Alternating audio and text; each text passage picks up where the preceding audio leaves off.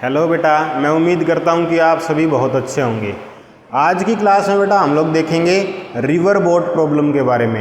यानी कि अब नदी में कोई नाव या कोई पर्सन तैर रहा है तो वो सारी कहानी देखेंगे बेटा हम लोग। मैं कुछ बेसिक बातें बता देता हूँ। पहले इस काम को हम 1 डायमेंशन में करेंगे, फिर इसी काम को हम 2 डायमेंशंस में करेंगे। बेटा ये हमारे पास कोई रिवर है, इसकी वेलोसिटी है VR। बेटा VR जो है this is velocity of river. बेटा ये वेलोसिटी ग्राउंड के रिस्पेक्ट में है। ग्राउंड को हमने स्टेशनरी मान लेते हैं कि ग्राउंड रुका हुआ है, उसके रिस्पेक्ट में नदी VR वेलोसिटी से बह रही है। बेटा इसमें एक व्यक्ति तैर रहा था, मैं इसको नाम दे देता हूँ बेटा M। ये M पर्सन इस नदी में तैर रहा है। अब मेरे पास 2 अलग अलग वेलोसिटीज़ आएंगी। एक वेलोसिटी होगी बेटा कि ये जो M व्यक्ति है ये रुके हुए पानी में किस वेलोसिटी से तैर सकता था, यानी कि स्टिल वाटर में किस वेलोसिटी से तैर सकता था। और दूसरी वेलोसिटी आएगी कि लेट अस सपोज यहाँ ग्राउंड पे कोई पर्सन बैठा हुआ है बेटा, इसके रिस्पेक्ट में मैंने इसको नाम दे दिया बेटा B, कि B के रिस्पेक्ट में M की वेलोसिटी क्या दिख रही होगी। अब बेटा एक वेलोसिटी तो आएगी मेरे पास velocity of man with respect to river. This is बेटा velocity of man with respect to river, यानी कि रिवर के रिस्पेक्ट में। मान लो कोई व्यक्ति यहाँ एक नाव लेके जा रहा है, वो भी रिवर के साथ साथ चलता रहेगा, तो उसके रिस्पेक्ट में इसकी वेलोसिटी क्या होगी। या फिर इसको कई बार हम डिफाइन कर देते हैं बेटा कि this is velocity of man in still water, कि अगर पानी रुका हुआ होता तो क्या वेलोसिटी होती बेटा, velocity of man in still water. बेटा सिमिलरली मेरे पास एक और वेलोसिटी हो सकती थी ग्राउंड के रिस्पेक्ट में इस व्यक्ति की क्या वेलोसिटी होगी। बेटा अगर ये नदी की तरफ जा रहा है तो नदी वाली वेलोसिटी इसमें ऐड हो जाएगी, अगर ये नदी से उल्टा जा रहा है तो नदी की वेलोसिटी इसमें से सब्ट्रैक्ट हो जाएगी। तो उस वेलोसिटी को मैं बोलूँगा बेटा VM। This is velocity of man as seen from ground, या ग्राउंड के रिस्पेक्ट में वेलोसिटी ऑफ मैन। बेटा ये 3 वेलोसिटीज़ है मेरी। अभी तक हम 1 डायमेंशन मोशन की बात कर रहे हैं। मैं इसका एक एग्जांपल लेता हूँ, चीज़ें आपको जल्दी से क्लियर हो जाएंगी। बेटा आपके पास अब एक रिवर है जो कि सामने की तरफ फ्लो कर रही है बेटा 10 मीटर पर सेकंड से, खूब तेज़ चल रही है नदी कोई। अब आपके पास जो स्विमर था बेटा, ये आपकी थी velocity of river which is 10 metre per second, और वो भी इस डायरेक्शन में।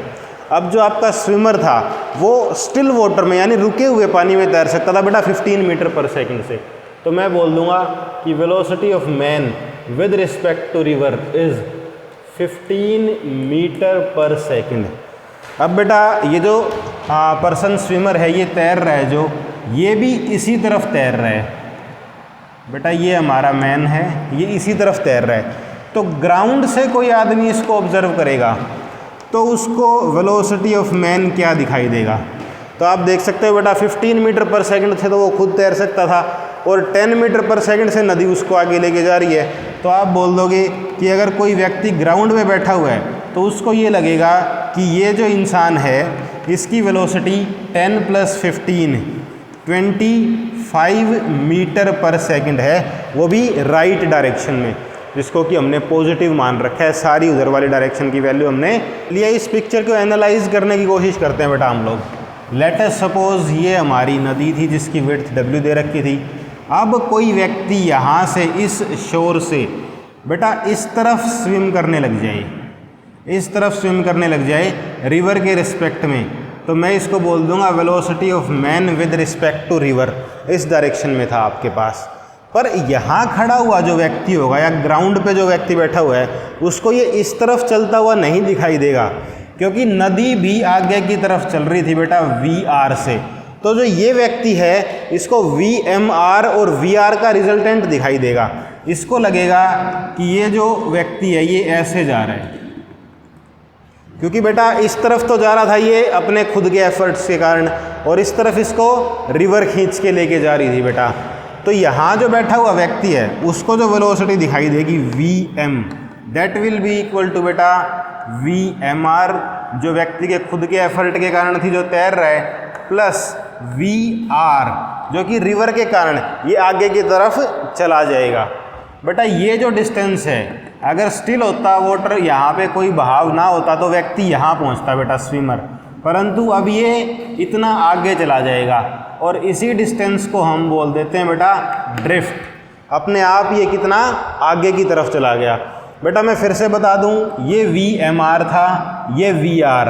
अगर मैं इन दोनों को जोड़ूं तो ये मेरा VR वेक्टर को मैंने शिफ्टिंग प्रॉपर्टी यूज़ करके नीचे शिफ्ट कर लिया, तो जो रिजल्टेंट आएगा मेरा, this will be velocity of man. ये ग्राउंड के रिस्पेक्ट में क्या वेलोसिटी आएगी, ये आ जाएगा बेटा हमारा रिजल्टेंट। अब इस पूरी कहानी को बेटा हम अलग अलग केसेस की हेल्प से डिफाइन करते हैं। सबसे पहला केस मेरा बेटा, मैं चाहता हूँ कि ये व्यक्ति मिनिमम टाइम में नदी को पार कर ले। सबसे पहला केस बेटा मैं चाहता हूँ कि ये व्यक्ति मिनिमम टाइम में नदी को पार कर ले। हम एक बार इस पिक्चर को फिर से ड्रॉ कर लेते हैं। ये हमारी रिवर है बेटा, ये वेलोसिटी ऑफ रिवर, ये velocity of man with respect to river. और आप जानते हो जब इन दोनों को जोड़ दूंगा तो हमारे पास फाइनली वेलोसिटी ऑफ मैन आ जाएगी जो कि ग्राउंड के रिस्पेक्ट में होगी।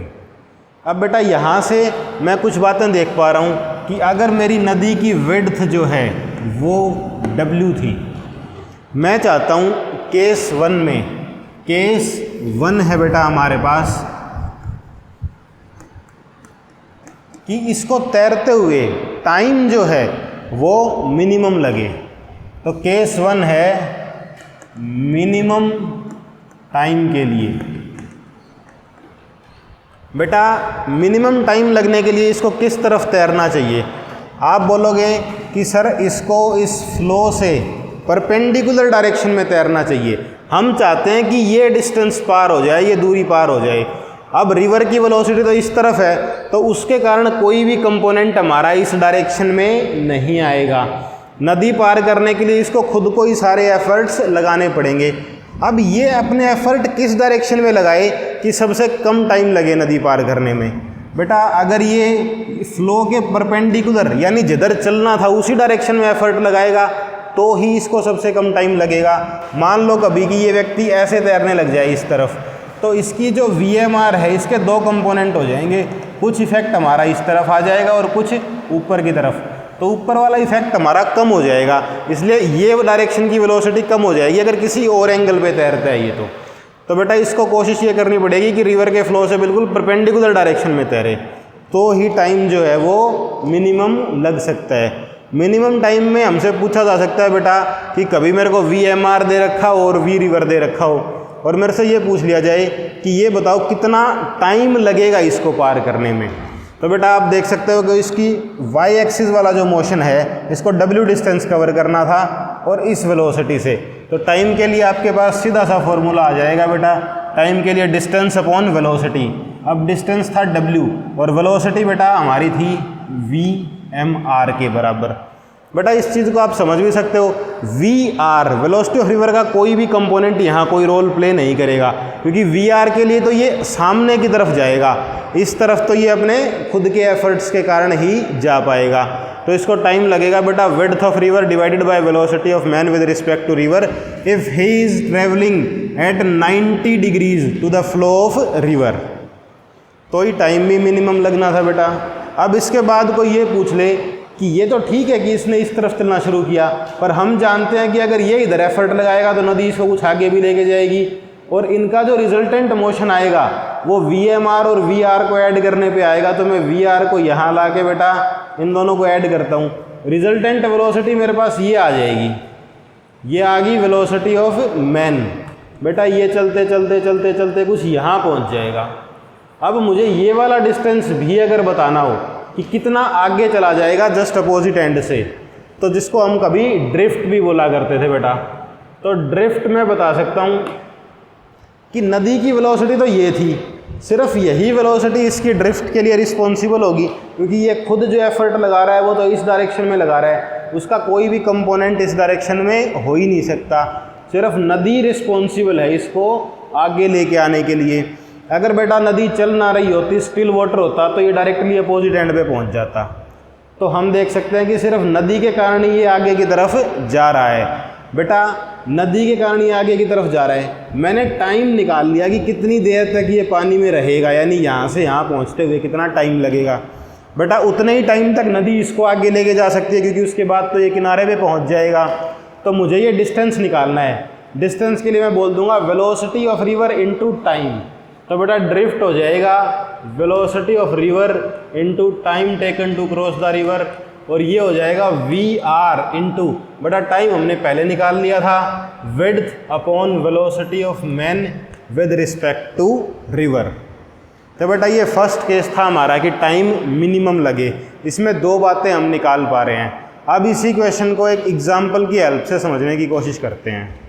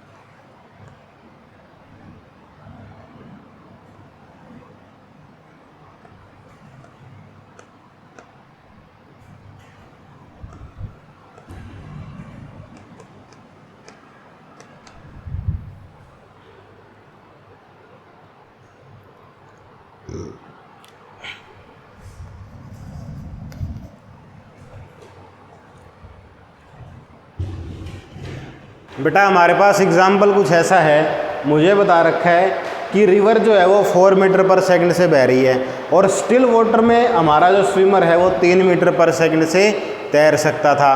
अब आपको ये बताना है कि ये कैसे तैरे कि इसको अपोजिट एंड तक जाने में मिनिमम टाइम लगे, पहली बात। दूसरी बात ये कि बेटा वो टाइम की वैल्यू कितनी आएगी, कितना टाइम इसको अपोजिट एंड तक जाने में लगेगा। और बेटा तीसरा आपको ये बताना है कि ये जस्ट अपोजिट एंड से कितना आगे की तरफ चला जाएगा, यानी कि इसका जो ड्रिफ्ट है वो कितना होगा। तो बेटा फर्स्ट क्वेश्चन का आंसर बड़ा सिंपल है। आप बोलोगे कि ये रिवर के फ्लो के बिल्कुल परपेंडिकुलर अपने एफर्ट्स लगाए। नदी अगर इधर बह रही है तो ये इस डायरेक्शन में अपने मैक्सिमम एफर्ट लगाए, ताकि ये सबसे कम टाइम में नदी को पार कर पाए। दूसरी चीज़ बेटा हमारे पास आएगी कि कितना टाइम लगेगा। तो बेटा यहाँ से आप देख सकते हो कि इस डायरेक्शन में इसकी वेलोसिटी है 3 मीटर पर सेकंड, और बेटा इस डायरेक्शन की टोटल लेंथ मेरे को पार करनी है 300 मीटर की। तो यहाँ से मैं बोल सकता हूँ कि time is equal to distance upon velocity. तो बेटा ये आ जाएगा हमारा 100 सेकंड। तो बेटा 100 सेकंड में ये नदी को पार कर देगा। ऐसे ही मुझे ये निकालना होता कि ड्रिफ्ट कितना आएगा, कितना आगे की तरफ चला जाएगा।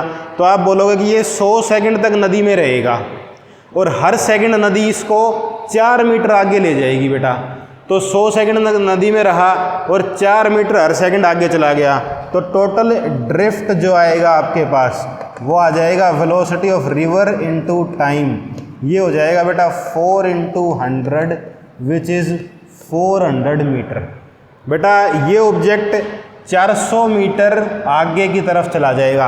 अब ये तो अपने एफर्ट ऐसे लगा रहा है, पर नदी ऐसे चल रही थी, तो इनका रिजल्टेंट जो है वो कुछ ऐसा आएगा बेटा। इसका मोशन जो ग्राउंड से देखेंगे तो ऐसा होगा। हाँ, पार करने में अभी भी इसको बेटा 100 ही सेकंड लगने थे, क्योंकि इधर वाली वेलोसिटी का कंपोनेंट तो 3 मीटर पर सेकंड है, पर इसकी वेलोसिटी का एक और कंपोनेंट भी हो गया नदी के कारण, जो कि राइट की तरफ 4 मीटर पर सेकंड है। आप देखोगे तो इस 100 सेकंड में इसने इस तरफ तो 300 मीटर डिस्टेंस ट्रेवल किया, यही करना चाहिए था बेटा। और इसी 100 सेकंड में इसने राइट की तरफ 400 मीटर डिस्टेंस ट्रेवल कर लिया, क्योंकि नदी अब तेज़ बह रही थी। नदी 4 मीटर पर सेकंड से बह रही। अब बेटा हम इसका दूसरा केस डिस्कस कर लेते हैं। दूसरा केस ये है कि मैं चाहता हूँ कि ड्रिफ्ट जो आए इसका वो 0 आ जाए। मतलब कि अब नदी ऐसे बह रही है, ये बेटा वेलोसिटी ऑफ रिवर, जो कि हमेशा इसी तरफ कंसिडर करेंगे। अब हम चाहते हैं कि ये जहाँ से चला था डायरेक्टली उसके अपोजिट एंड पे जाके और ये अपनी यात्रा पूरी करे। तो इसके लिए मुझे क्या करना पड़ेगा बच्चे, इसके लिए मुझे इस व्यक्ति की जो वेलोसिटी है उसको किसी एंगल पे शिफ्ट करना पड़ेगा। यानी कि अब अगर ये अपने एफर्ट इस तरफ लगाता तो कुछ ना कुछ ड्रिफ्ट आ जाएगा। इसको अपने एफर्ट जो हैं वो किसी एक एंगल पे इस तरफ लगाने पड़ेंगे, यानी इसको अपनी तरफ से इस डायरेक्शन में तैरना पड़ेगा, ताकि ये जो velocity of man with respect to river है इसके दो कंपोनेंट बन जाएं बेटा। एक कंपोनेंट जो इस तरफ वाला आएगा ये नदी वाली वेलोसिटी को सिंपली बैलेंस आउट कर ले, और इस कंपोनेंट के कारण बेटा ये नदी पार कर पाए। अब velocity of man with respect to river को हमने दो हिस्सों में विभाजित कर लिया। बेटा हम ये चाहते हैं कि जो रिजल्टेंट आए VR का और VMR का वो ऐसा आ जाए कि ये बिल्कुल परपेंडिकुलर हो, यहाँ से बिल्कुल परपेंडिकुलर हो जो रिजल्टेंट आए इन दोनों का। तो बेटा मैंने मान लिया कि अपस्ट्रीम के साथ हम लोग थीटा एंगल पे चल रहे हैं। हमें एक तो ये थीटा की वैल्यू निकालनी होगी बेटा VMR और VR की फॉर्म में, दूसरा हमें ये बताना होगा कि इसको अब टाइम कितना लगेगा नदी को पार करने में। तो बेटा मैं यहाँ से देख सकता हूँ कि ये जो VMR है इसके दो कंपोनेंट हो जाएंगे। एक कंपोनेंट आएगा मेरा इस डायरेक्शन में, ये आ जाएगा बेटा मेरा VMR cos थीटा, और ऐसा ही बेटा एक कंपोनेंट आएगा इस डायरेक्शन में, ये आ जाएगा VMR sin थीटा। अब हमने इसी को दो अलग अलग वेक्टर्स में रिजोल्व कर लिया, तो इस वेक्टर को हटा देते हैं बेटा। इसके दो असर आ गए मेरे पास, इस तरफ आ गया VMR sin थीटा, इस तरफ आ गया VMR cos थीटा। अब जो VMR sin थीटा था ये तो नदी को पार करने में हेल्प करेगा बेटा, हम वही रखते हैं कि नदी की विड्थ W है, तो ये कंपोनेंट तो नदी पार करने में हेल्प करेगा।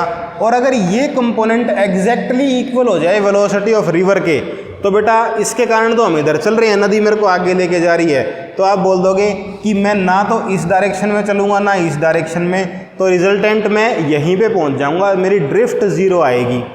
तो बेटा मैं बोल सकता था कि VMR cos theta must be equal to बेटा वेलोसिटी ऑफ रिवर। यहाँ से हम देख सकते हैं बेटा कि जो cos थीटा है that is equal to velocity of river upon velocity of man with respect to river. बेटा मैंने यहाँ पे वेक्टर साइन यूज़ नहीं किया, अदरवाइज हम जानते हैं कि ये एक दूसरे से अपोजिट होने चाहिए थे, पर हम तो सिर्फ इनके मैग्नीट्यूड्स की बात कर रहे थे, तो सिर्फ मैग्नीट्यूड में हमें कोई समस्या नहीं आएगी। cos थीटा की वैल्यू आ जाएगी बेटा VR अपॉन VMR। एक केस में आपको थोड़ी समस्या आ सकती है कि अगर velocity of man with respect to river जो है वो VR से कम हो, if VMR is less than velocity of river, तो बेटा इसका कोई भी कंपोनेंट VR को बराबर कर ही नहीं पाएगा, क्योंकि ये तो खुद ही कम है। इसको दो हिस्सों में तोड़ेंगे तो VR से कुछ ना कुछ कम ही वैल्यू आएगी। उस केस में आप थीटा निकाल नहीं पाओगे, क्योंकि cos थीटा की वैल्यू ग्रेटर देन 1 आ जाएगी, जो कि कभी पॉसिबल हो ही नहीं सकता। So if VMR is less then VR, it implies that cos theta is greater than 1, which is never possible. तो बेटा ऐसा कभी हो ही नहीं पाएगा। हाँ, अगर इसकी जो VMR है वो VR से ज़्यादा है तो फिर हम कोई ना कोई एंगल ज़रूर निकाल पाएंगे बेटा। ऐसा ही अगर कोई मेरे से ये पूछ ले कि ठीक है आप लोगों ने एंगल तो डिफाइन कर दिया, अब आप ये बताइए कि कितना टाइम लगेगा इसको नदी पार करने में, तो आप देखोगे कि ये नदी पार तो इस कंपोनेंट के कारण कर रहा है। देखो ये तैर रहा था ऐसे, पर हमने इसके दो कंपोनेंट बना लिए बेटा, एक इस डायरेक्शन में और एक इस डायरेक्शन में। इस कंपोनेंट ने तो नदी वाली वेलोसिटी को बैलेंस कर दिया, ताकि इस डायरेक्शन में हमारा जो एक्स की तरफ था कोई रिलेटिव मोशन बचे ही ना, और इस कंपोनेंट के कारण ये नदी पार कर पाएगा। तो बेटा आप बोल सकते हो time taken will be width upon VMR sin theta. अब बेटा पिछले केस से टाइम कुछ ना कुछ ज़्यादा ही लगेगा मुझे। अब इस बात को मैं एक एग्जांपल से समझने की कोशिश करता हूँ बेटा। मुझे बता रखा है कि ये कोई रिवर है, और ये रिवर बेटा सामने की तरफ बह रही थी 3 मीटर पर सेकंड से, तो वेलोसिटी ऑफ रिवर जो है वो 3 मीटर पर सेकंड है। अब बेटा मुझे बता रखा है कि velocity of man with respect to river जो है वो 5 मीटर पर सेकंड है, 5 मीटर पर सेकंड है। और वेलोसिटी ऑफ रिवर बता रखा है बेटा मेरे को ये बताना था कि ज़ीरो ड्रिफ्ट के लिए इसको अपस्ट्रीम के साथ किस एंगल पे तैरना पड़ेगा, किस एंगल पे अपने एफर्ट लगाने पड़ेंगे। तो आप बोलोगे कि अगर ये 5 मीटर पर सेकंड से इस तरफ तैरेगा तो नदी इसको आगे खींच के ले जाएगी।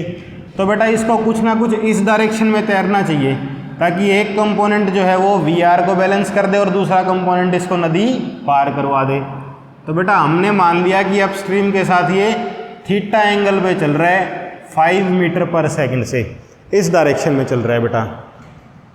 हम चाहते थे कि इसका जो इधर वाला कंपोनेंट आएगा, ये थीटा के साथ वाला कंपोनेंट, ये एग्जैक्टली इक्वल टू VR आ जाए बेटा। तो हम बोल सकते थे कि 5 कोस थीटा, क्योंकि 5 का ये कंपोनेंट आएगा 5 कोस थीटा और ये आ जाएगा 5 साइन थीटा। तो बेटा मैं बोल सकता था कि 5 cos theta must be equal to velocity of river. अभी हम सिर्फ मैग्नीट्यूड की बात कर रहे हैं, अदरवाइज डायरेक्शन के लिए एक नेगेटिव साइन यूज़ कर लेते बेटा। तो यहाँ से मेरे पास आ जाएगा कि कोस थीटा जो है आपका that should be equal to 3/5। Cos theta 3/5 कब होता है बेटा? अगर कोस थीटा 3/5 है तो आप याद कीजिए 3, 4, 5 ट्राइंगल से कि थीटा की जो वैल्यू आएगी वो आ जाएगी हमारे पास 53 डिग्री। तो बेटा इसको अपस्ट्रीम के साथ 53 डिग्री पे तैरना पड़ेगा ताकि ये ज़ीरो ड्रिफ्ट की कंडीशन में पहुंच जाए। अब बेटा सिमिलरली मेरे से ये पूछ सकते थे कि इसको नदी पार करने में टाइम कितना लगेगा। तो बेटा नदी पार जो हो रही है, ये जो 3 कंपोनेंट आया इस तरफ, ये तो नदी की इस वेलोसिटी को बैलेंस कर रहा था। नदी पार तो ये वाला कंपोनेंट करवा रहा है। इस 5 मीटर पर सेकंड के 2 हिस्से किए थे, इस कंपोनेंट ने बेटा नदी की वेलोसिटी को बैलेंस कर दिया और इस कंपोनेंट के कारण मैं नदी पार कर पाऊंगा। तो बेटा ये कंपोनेंट मेरे पास आ जाएगा 5 साइन थीटा और ये हो जाएगा बेटा 4। अब हमसे पूछा गया है कि ये बताइए नदी पार करने में कितना टाइम लगेगा। अगर इस नदी की विड्थ जो है वो है हमारी 400 मीटर, यानी 400 मीटर की नदी है, तो टाइम कितना लगेगा? आप बोल दोगे अगर 5 मीटर पर सेकंड से वो इस तरफ जाता ना बेटा, अगर 5 मीटर पर सेकंड से सारे एफर्ट इसी डायरेक्शन में लगाता तो 400/5 टाइम लगता उसको। 400/5 यानी कि 80 सेकंड लगते, परंतु उसने एफर्ट अपने सारे इस तरफ नहीं लगाए, इस डायरेक्शन में लगाए। तो कुछ एफर्ट्स के कारण तो बेटा वेलोसिटी ऑफ रिवर को बैलेंस करना पड़ा क्योंकि हम ड्रिफ्ट 0 चाहते थे। तो जो ये कंपोनेंट बच जाएगा 5 का, उसके कारण ये नदी पार कर पाएगा। तो बेटा टाइम के लिए मेरे पास फॉर्मूला था विड्थ यानी कि 400/VMR साइन थीटा। VMR की वैल्यू 5 और बेटा यहाँ से साइन थीटा की वैल्यू है हमारे पास अब 53 डिग्री। आप लोग जानते हो बेटा साइन 53 डिग्री 3, 4, 5 ट्राइंगल से अगर देखें तो ये होता है हमारा 4/5। 5 से 5 और टाइम लग जाएगा बेटा अब 100 सेकंड। तो बेटा हमने देखा कि अगर ये बिल्कुल यूं जाता तो इसका रिजल्टेंट मोशन तो कुछ ऐसा आता, पर ये सिर्फ 80 सेकंड में नदी पार कर लेता। अब हम नहीं चाहते थे कि ड्रिफ्ट हो, तो इसको थोड़ा सा हमने इस एंगल पे चलाना शुरू किया। इस एंगल पे चलने के कारण इसकी वेलोसिटी के 2 कंपोनेंट हो गए। एक कंपोनेंट ने बेटा हमारी रिवर की वेलोसिटी को बैलेंस किया, दूसरे कंपोनेंट ने रिवर पार करवाई। यानी कि इस 5 को हमने 2 हिस्सों में स्प्लिट कर दिया। तो इस तरफ वाला कंपोनेंट आ गया 3, इस तरफ वाला कंपोनेंट 4। आप डायरेक्टली भी देख सकते थे कि इस तरफ 4 मीटर पर सेकंड से तैर रहा है वो, तो इसका मतलब 400 मीटर पार करने में उसको 100 ही सेकंड लगेंगे बेटा। अगर वो परपेंडिकुलर तैरता 5 मीटर पर सेकंड से इसी तरफ तैरता तो बेटा उसको 80 सेकंड लगते। वही तो हमारा मिनिमम टाइम था जो पिछले केस में निकाला था हम लोगों ने।